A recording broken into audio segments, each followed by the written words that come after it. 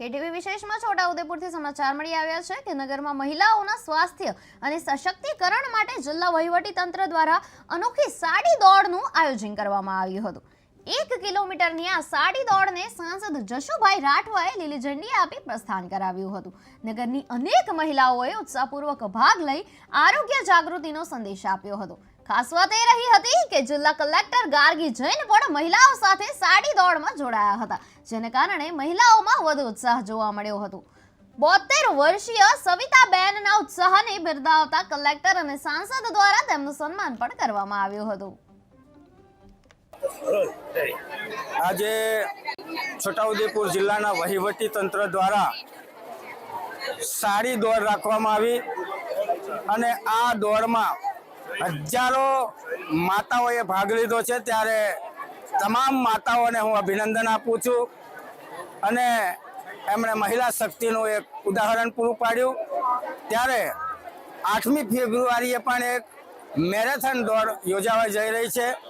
ત્યારે સૌ દોડવીરોને 8મી ફેબ્રુઆરીએ સવારે 6 વાગે બોરેલી મુકામે આ દોડમાં ભાગ લેવા માટે ઉપસ્થિત રહેવા વિનંતી કરું છું અને આજના દિવસે સાડી દોડમાં દોડનાર તમામ માતા મહિલાઓ ભાઈઓ બહેનોને હું ખૂબ ખૂબ શુભેચ્છા પાઠવું છું। નમસ્કાર। આજે છોટાઉદેપુર ખાતે સાડી રન એક સ્પેશિયલ વિમેન એમ્પાવરમેન્ટ માટે રનનું આયોજન કરવામાં આવ્યું છે। એમાં અરાઉન્ડ 1300 જેટલા મહિલાઓને પાર્ટિસિપેટ કર્યું છે, જે આખા છોટાઉદેપુર જિલ્લાની ઉત્સાહ અને એનર્જી જે મહિલાઓમાં છે આ બતાવે છે।